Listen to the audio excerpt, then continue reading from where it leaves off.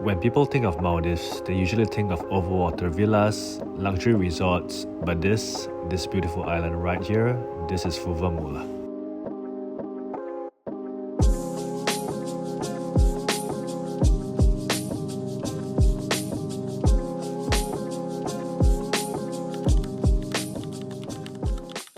And the answer is really simple. This is because Fuvamulah is one of the only places in the world where you can dive with tiger sharks year-round.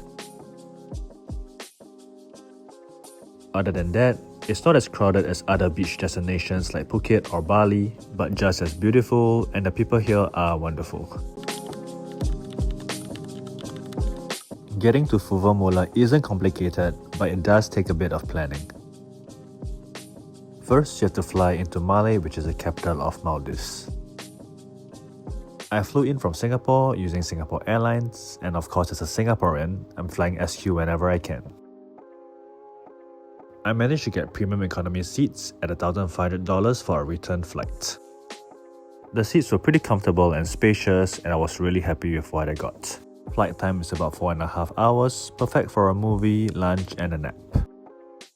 We arrived in Malé around 12 and our next flight was at about 4 o'clock due to some delays. We had a 4-hour layover, so we just took the time to exchange money, get some last-minute items, and have another meal at one of the cafes around. Just FYI, the food at the airport is pretty expensive and they charge in USD. You'll have to switch to the domestic departure hall, which is just a 3 minutes walk away from the international terminal. We flew on Maldivian Air, which cost us $210 for a return ticket. It's a pretty small plane and carry-on was limited to 5 kg only.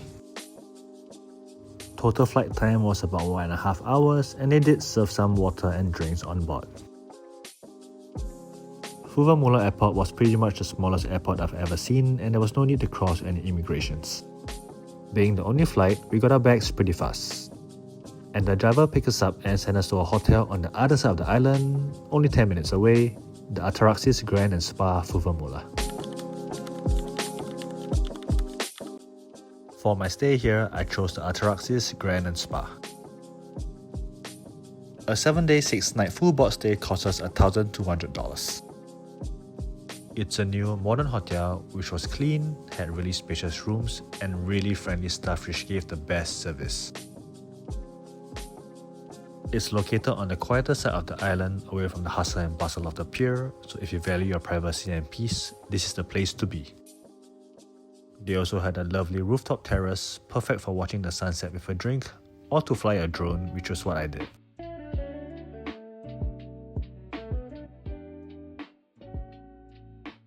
They had a gym which wasn't very well equipped, but they made do for the 2 sessions I had there. P.S. The treadmills aren't working, go for a run outside instead.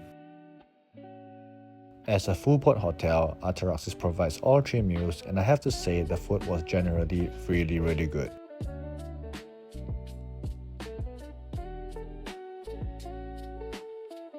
They had a good mix of Western and Maldivian cuisine, so whether you're craving burger and fries or some fresh tuna curry, they will have it down for you.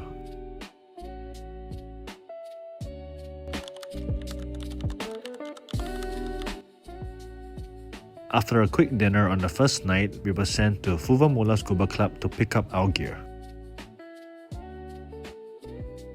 We paid $600 USD for a total of 8 dives at 2 dives a day. Full gear rental including dive computer was also included.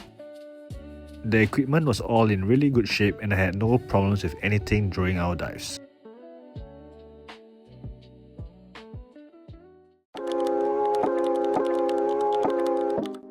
So the people of Fuvamulah have coexisted peacefully with tiger sharks for generations.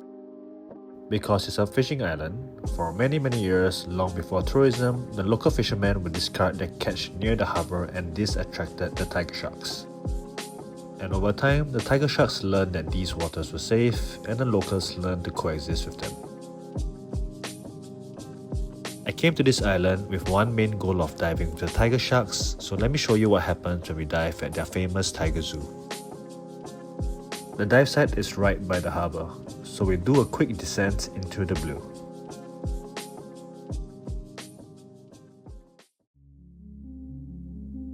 And if you're lucky, you start to see the tigers almost immediately coming out of the blue. It's so incredible seeing how gracefully these powerful predators move. This one in particular headed right straight to me before veering off in the last second.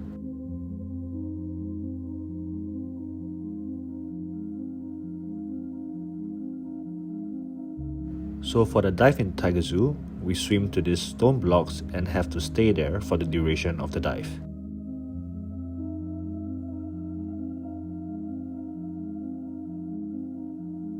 The instructors then release a plume of bubbles which signals to the boat above to drop a bunch of tuna heads.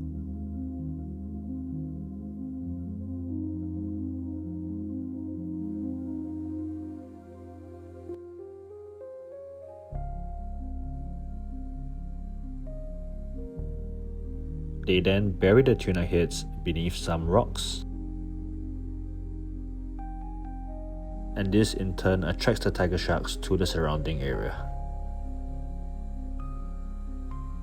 Some might want to debate how ethical this is because it might let the sharks associate humans with food. But context matters a lot too. Because of the history of the island, the sharks have already associated the area with food. Also, the heads are anchored, so the sharks are not actively fed. And most importantly, from what I saw, only one group is allowed every 30 minutes and every dive center takes their turn to prevent overcrowding and overstimulation of the sharks.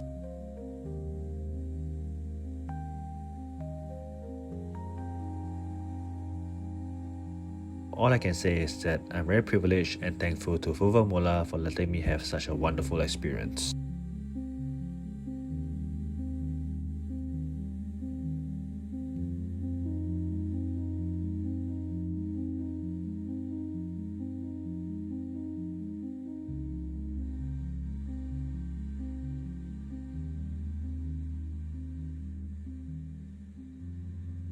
The sharks do really get close at times, but I never felt like I was in danger at any point of time.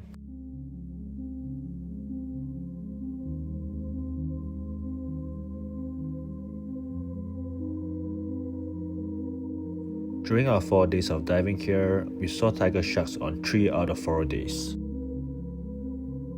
Our tiger zoo dives were usually around 10 AM, and on the 4th day we dived at 8 AM and we did not see any tiger sharks. Some days there were more tigers, some days there were less, some days had better viz, and some days did not. On our first dive, the viz was pretty bad, but I swear there was at least 10 tiger sharks swimming around us.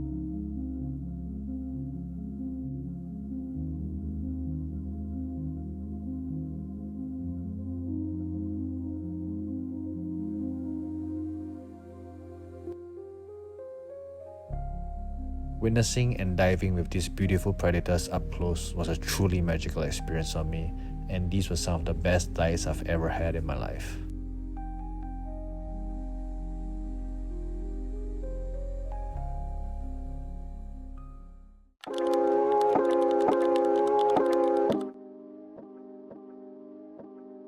The other dives were pretty average to me.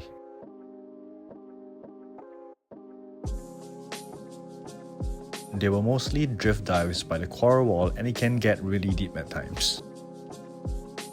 Very unfortunately, we did not see any other pelagic life out there like mantas, treasures, molars or hammerheads.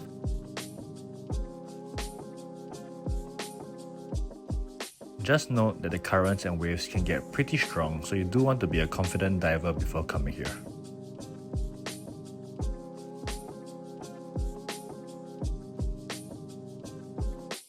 I wasn't super upset that we didn't get to see the mantas, molars and treasures because we saw something even more incredible. A boat had radioed in saying that they saw a pod of 6 orcas in the distance, so we all ended up trying to find them. We eventually found and caught up to them around 45 to 60 minutes into the boat ride. When I say caught up, I don't mean that we actually caught up to them because these guys were really fast. We just got close enough to get some good footage of them and to see them come out of the water a few times. The plan was to jump in if we got close enough, but it never happened.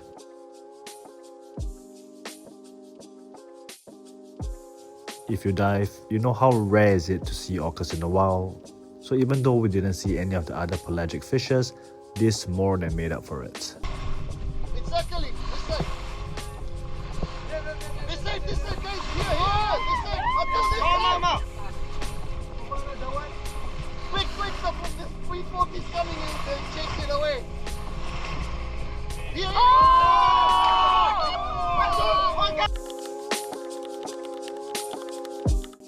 There was a bunch of stuff to do on the island, but for my wife and I, it was a restful trip, so we took a lot of naps.